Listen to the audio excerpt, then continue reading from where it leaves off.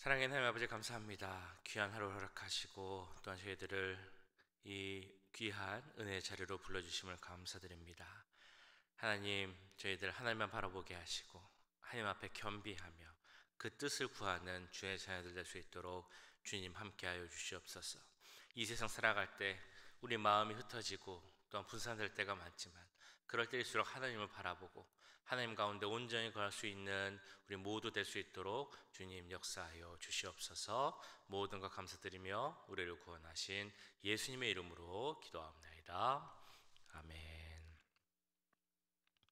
자, 우리 찬송가 369장입니다. 새 찬송가 369장, 통일 찬송가는 487장, 죄짐 맡은 우리 구주 함께 찬양하겠습니다. 죄짐 맡은 우리 구주, 어찌 좋은 친구인지, 걱정 근심 무거운 짐 우리 주께 맡기세.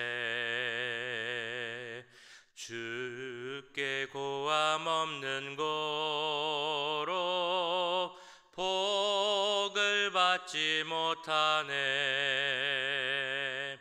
사람들이 어찌하여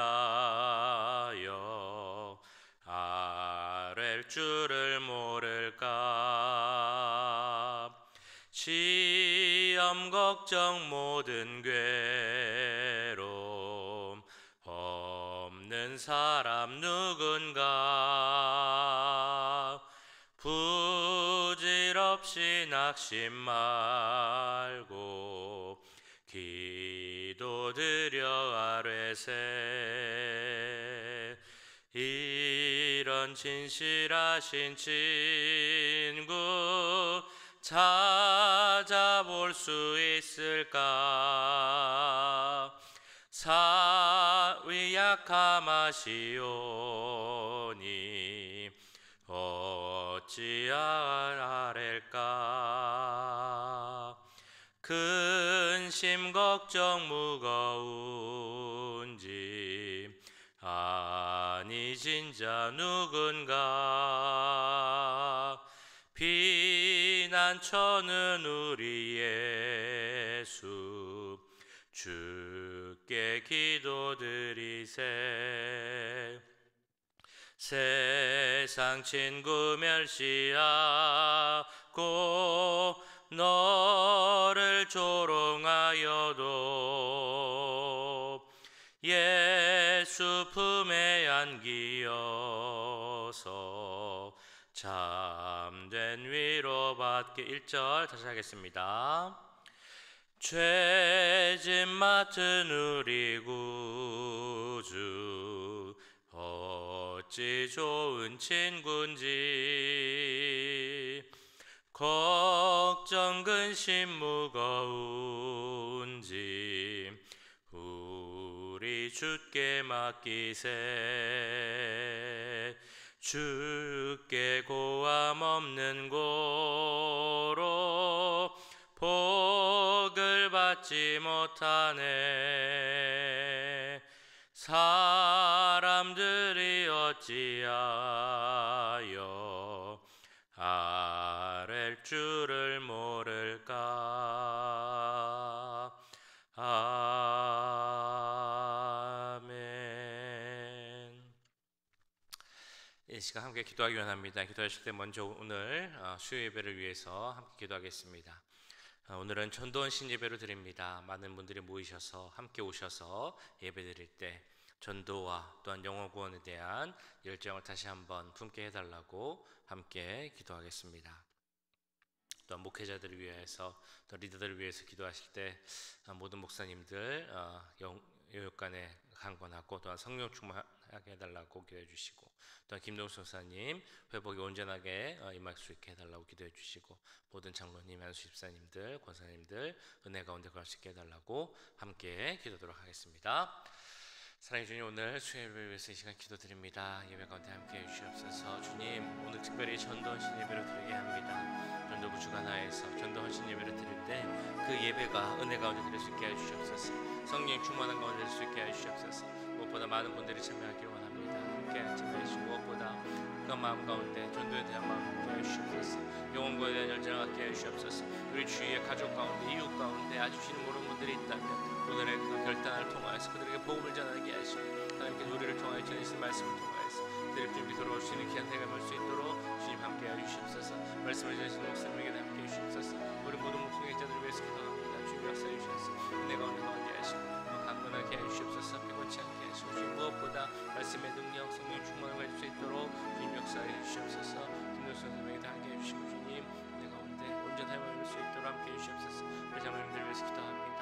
연습회원들을 위해서 기도합니다. 목사님에게 함께 해 주시옵소서. 교회를 할 때 무엇을 하든지 간에 내 원도에게 하시고 모든 것이 합력하여 선을 수 있는 귀한 교회가 우리가 될 수 있도록 주님 역사해 주시고 함께하여 주시옵소서. 사랑의 주님, 이 시간 오늘 수요 예배를 위해서 함께 기도하였습니다. 특별히 오늘 전도부 주간으로 전도 헌신 예배를 드리게 됩니다. 함께하여 주시고 하나님의 임재 가운데 드릴 수 있는 예배 될 수 있도록 주님 함께하여 주시옵소서. 예배에 많은 분들이 참여하기 원합니다. 무엇보다 오늘 예배를 통하여서 다시 한번 전도와 영혼 구원에 대한 그 열정과 귀한 마음을 가질 수 있도록 주님 함께하여 주시옵소서. 우리 주위 가운데 아직도 주님을 모르는 자들이 있다면 혹은 알고는 있지만 진심으로 주님을 믿지 못하는 자들이 있다면 이 기회를 통하여서 다시 한번 그들에게 나타나게 하시고 하나님의 은혜 가운데 성령의 역사 가운데 복음이 전하되고 구원의 확신을 얻을 수 있는 귀한 시간이 될 수 있도록 주님 함께하여 주시옵소서. 교회를 세우신 주님의 역사 가운데 또한 리더를 세우심을 믿습니다. 모든 목회자들 가운데 함께해 주시고 장로님, 안수 집사님 또한 권사님들에게 함께해 주셔서 하나님 은혜 가운데 거하게 하시고 믿음 가운데 거하게 하시고 정말 하나님 뜻에 순종하며 교회를 함께 세워갈 수 있도록 주님 함께하여 주시옵소서. 모든 것 감사드리며 우리를 구원하신 예수님의 이름으로 기도하옵나이다. 아멘. 오늘 함께 보실 하나님의 말씀은 에스라 8장 21절에서 36절까지의 말씀입니다. 에스라 8장 21절에서 36절까지의 말씀 한 절씩 교독하시고 마지막 절은 함께 읽도록 하겠습니다. 그때 내가 아하와 강가에서 금식을 선포하고 우리 하나님 앞에서 스스로 겸비하여 우리와 우리 어린아이와 모든 소유를 위하여 평탄한 길을 그에게 간구하였으니 이는 우리가 전에 왕에게 아뢰기를 우리 하나님의 손은 자기를 찾는 모든 자에게 선을 베푸시고 자기를 배반하는 모든 자에게는 권능과 진노를 내리신다 하였으므로 길에서 적군을 막고 우리를 도울 보병과 마병을 왕에게 구하기를 부끄러워하였습니다. 그러므로 우리가 이를 위하여 금식하며 우리 하나님께 간구하였더니 그의 응답하심을 입었느니라. 그때 내가 제사장의 우두머리들 중 12명 곧 세레비아와 하사랴와 그의 형제 10명을 따로 세우고 그들에게 왕과 모사들과 방백들과 또 그곳에 있는 이스라엘 무리가 우리 하나님의 성전을 위하여 드린 은과 금과 그릇들을 달아서 주었으니 내가 달아서 그들 손에 준 것은 은이 650달란트요 은그릇이 100달란트요 금이 100달란트며 또 금잔이 20개라 그 무게는 1000다릭이요 또 아름답고 빛나 금같이 보배로운 녹그릇이 2개라 내가 그들에게 이르되 너희는 여호와께 거룩한 자요 이 거룩들도 거룩하고 그 은과 금은 너희 조상들의 하나님 여호와께 즐거이 드린 예물이니 너희는 예루살렘 여호와의 성전 골방에 이르러 제사장들과 레위 사람의 우두머리들과 이스라엘의 족장들 앞에서 이 그릇을 달기까지 삼가 지키라. 이에 제사장들과 레위 사람들이 은과 금과 그릇을 예루살렘 우리 하나님의 성전으로 가져가라 하여 그 무게대로 받으니라. 첫째 달 12일에 우리가 아하와 강을 떠나 예루살렘으로 갈새 우리 하나님의 손이 우리를 도우사 대적과 길에 매복한 자의 손에서 건지신지라. 이에 예루살렘에 이르러 거기서 3일간 머물고 제4일에 우리 하나님의 성전에서 은과 금과 그릇을 달아서 제사장 우리아의 아들 무레못의 손에 넘기니 비느하스의 아들 엘르아살과 레위 사람 예수아의 아들 요사밧과 빈누의 아들 노아랴가 함께 있어 모든 것을 다 세고 달아보고 그 무게의 총량을 그때에 기록하였느니라.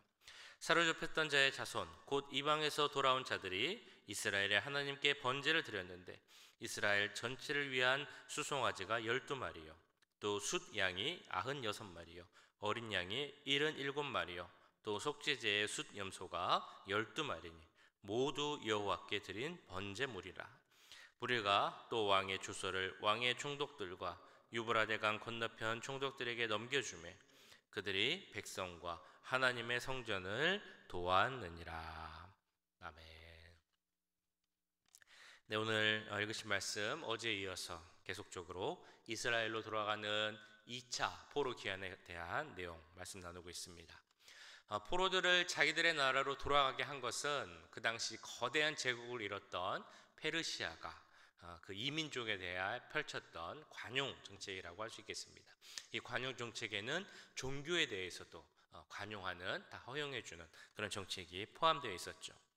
그리고 2차 포로 귀환을 주도했던 리더격인 에스라는 그 당시 왕의 총애를 받는 그런 사람이었습니다. 그 아닥사스다 왕의 그 총애를 받고 있었죠. 이 모든 사회적 상황 또 개인적인 관계 또 모든 여건이 에스라와 2차 그 포로 귀환자들의 모습들이 그리고 가는 길이 평탄하고 잘 포장된 길을 가야 할 것 같은 상황이었지만 상황은 그렇지 않았습니다.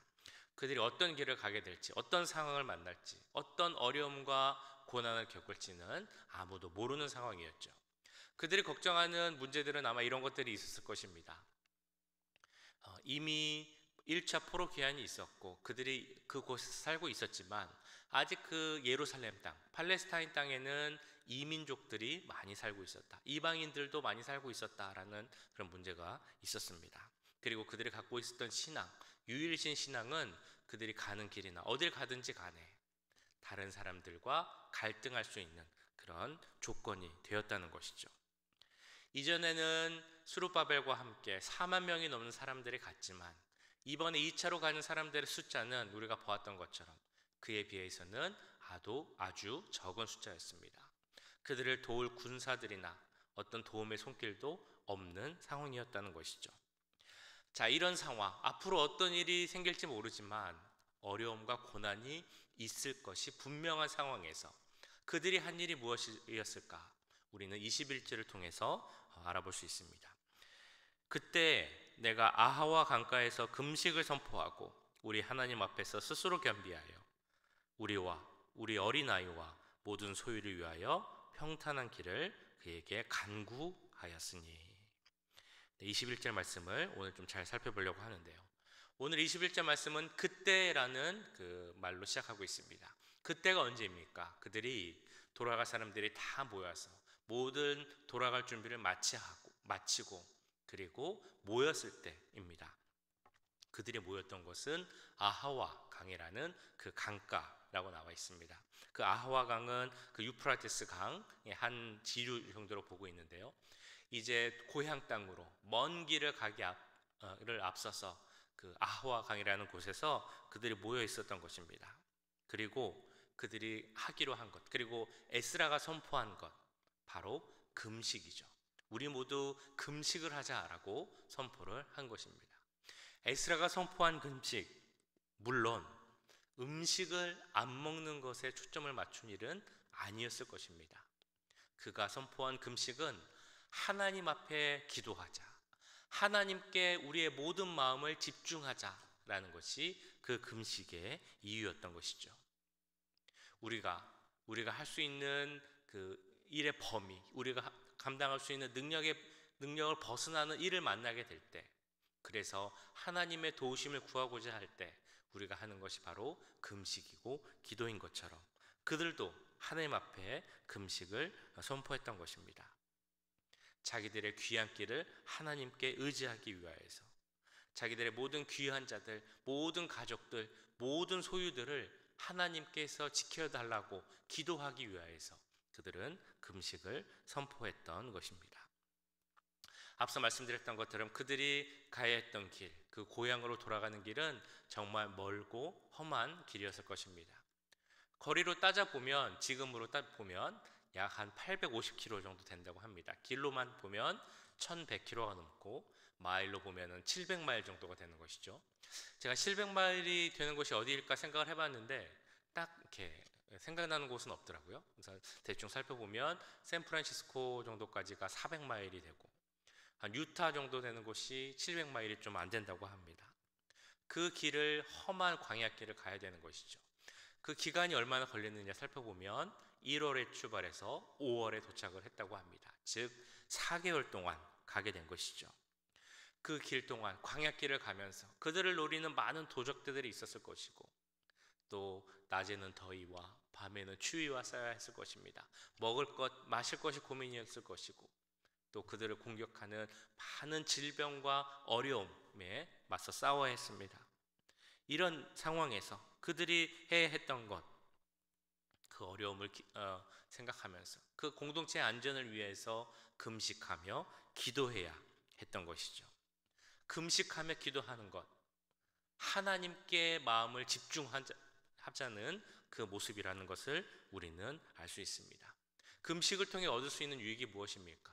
우리의 흐트러진 마음, 흐트러진 영혼을 하나님께 집중할 수 있는 것입니다.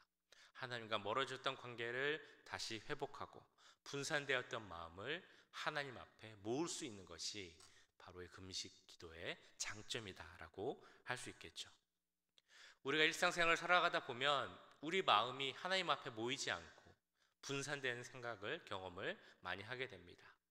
그 이유는 여러 가지가 있겠죠. 일단은 먹고 마시는 그런 문제가 있을 것이고, 우리 앞에 다가온 여러 가지 고민과 걱정 때문에 마음이 분산되는 경우도 있을 것입니다. 그럴 때 우리가 기도를 하는데, 특별히 그 기도를 할 때 하나님께 집중되지 않는다면 금식을 통하여서 그 집중의 효과를 더 누릴 수 있다는 것이죠.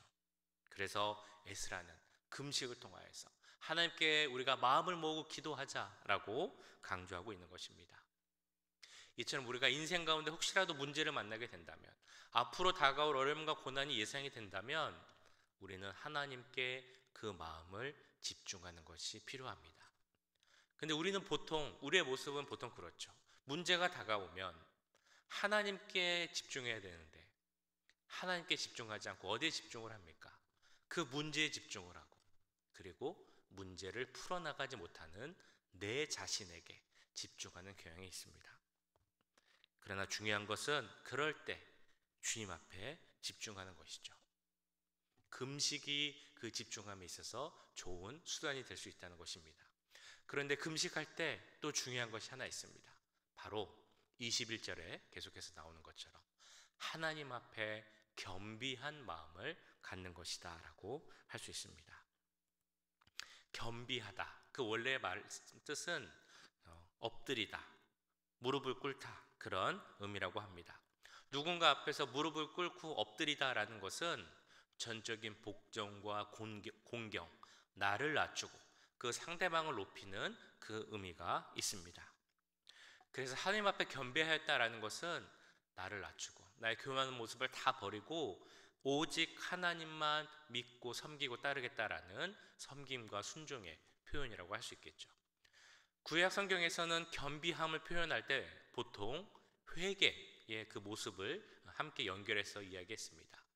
회개하고 나의 모든 죄를 아라고 하나님의 긍휼과 은혜를 구할 때 그때 하나님 앞에 겸비하였다라고 말씀하였다는 것이죠.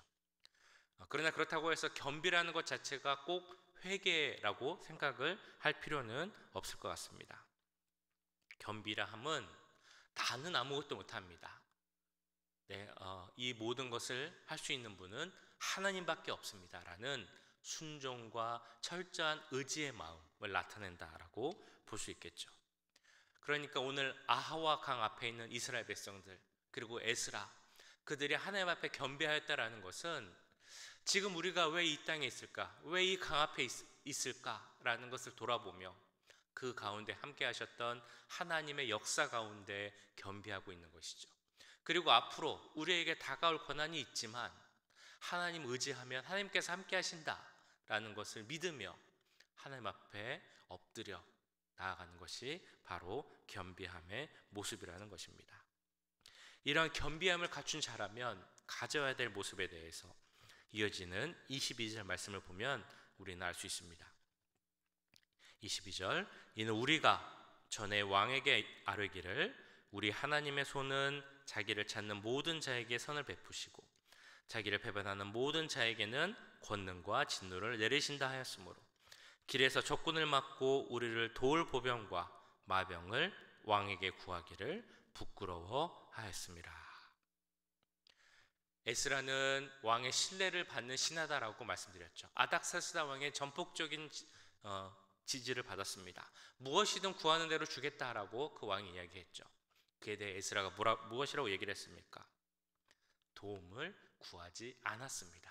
그리고 22절에 나온 것처럼 이렇게 얘기를 했다는 것이죠. 우리 하나님은 언제든지 도움을 구하면 도와주시는 분입니다. 그렇기 때문에 왕의 도움을 받을 필요가 없다라는 것입니다. 하나님만 철저히 의지하기로 결단한 것이죠. 참 감동적이면서도 마음에 남는 그런 말씀입니다. 내가 사람의 도움을 구하는 것은 하나님 앞에 부끄러운 일입니다 라고 이렇게 고백을 하고 있는 에스라의 모습입니다. 물론 이 말을 우리가 오해해서는 안 되죠. 사람에게 도움을 받는 것이 모두가 나쁜 것이다 라는 그런 의미는 아니라는 것입니다. 하나님은 사람을 통해 일하시기 때문에 사람을 통해 나에게 오는 하나님의 도움을 받는 것도 우리가 필요하죠. 이 세상의 모든 것은 하나님의 주관하심과 역사 가운데 이루어지는 것이기 때문에 이 세상 가운데 우리가 얻을 수 있는 것을 얻는 것도 중요한 것입니다. 그러나 여기서 우리가 꼭 알아야 할 것은 근본적으로 우리가 얼마나 하나님을 의지하느냐라는 것입니다. 우리 하나님의 백성은 하나님을 철저히 신뢰해야 하는 그런 사람들인데 하나님보다 앞서서 사람이나 세상을 의지한다면 그것은 잘못된 그런 모습이라는 것입니다. 우리 하나님은 우리를 돕기를 원하시고 그 도움 주시는 가운데 영광 받으시는 분이 바로 우리 하나님이라는 것이죠.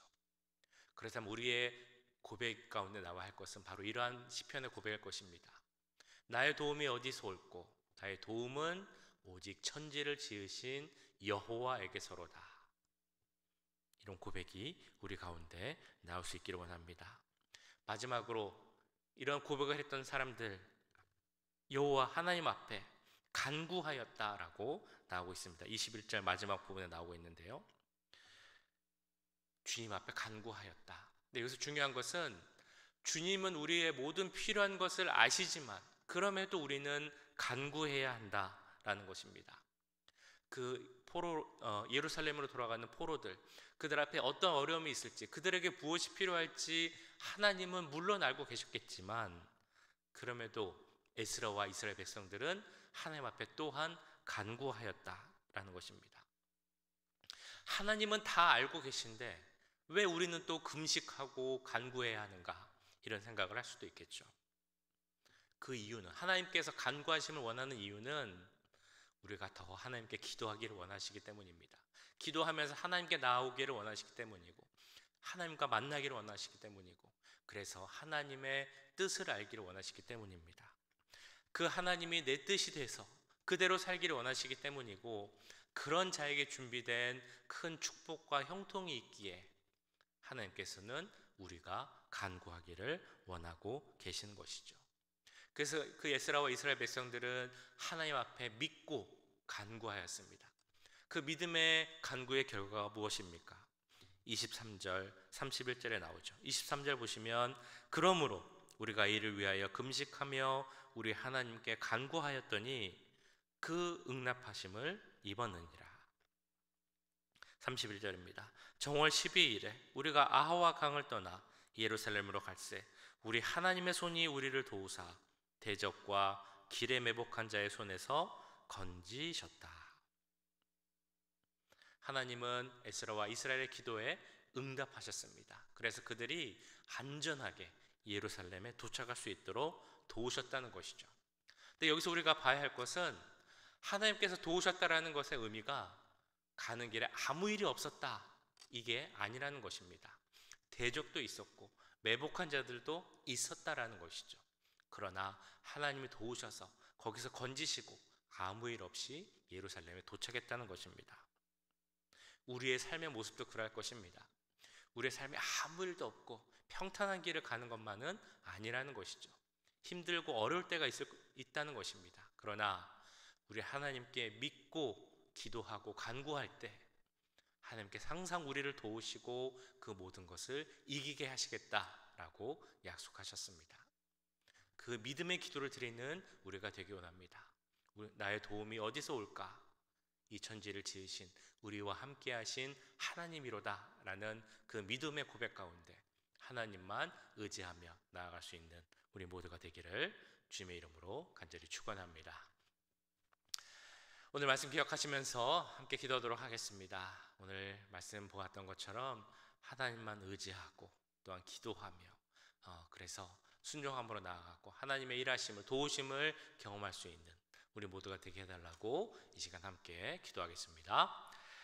사랑해 주님, 오늘 말씀을 기억하며 기도합니다. 예루살렘으로 돌아갔던 그들 어려움과 고난이 있었지만 그래도 하나님을 의지하며 나아갈 때 하나님께서 도우시고 그 모든 것을 이기게 하심을 믿습니다. 우리의 삶도 그러함을 또한 생각하며 나아갑니다. 우리의 삶도 고난과 어려움이 없을 수는 없겠지만 그 손을 찾으실 때 주님의 손으로 도우시겠다는 하나님의 말씀 가운데 갈 수 있는 우리가 되게 하시고 하나님의 일하심과 역사하심을 바라보고 살아가는 우리가 될 수 있도록 주님 함께하여 주시옵소서. 오늘 하루의 삶이 그런 삶이 되기 원합니다. 나의 도움이 어디서 올까 모르고 오직 천지에 계신 하나님께로부터 나는 우리의 고백이 삶의 고백으로 나올 수 있는 우리 모두가 될 수 있도록 주님 역사해 주시고 함께하여 주시옵소서. 사랑해 주님 감사합니다. 오늘 말씀을 통하여서 하나님 앞에서 겸비하며 기도하였던 이스라엘의 모습을 보았습니다. 또한 믿음 가운데 간구하는 그 모습을 보았습니다.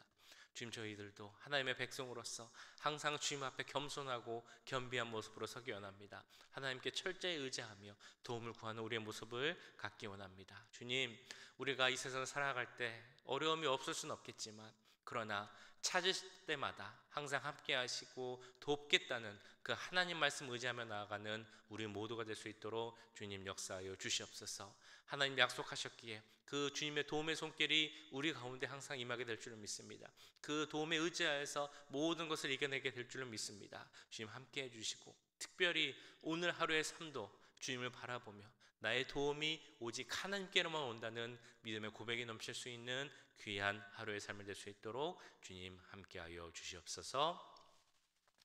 지금은 우리 주 예수 그리스도의 은혜와 하나님 아버지의 무한하신 사랑하심과 성령 하나님의 감화감동 역사 교통하심이 하나님 앞에 겸비하며 주님만을 철저히 의지하며 살기를 원하는 이 자리에 함께한 모든 주의 자녀들과 그 가정과 직장 또한 우리 교회 위에 지금부터 영원까지 함께 하시길 간절히 축원하옵나이다.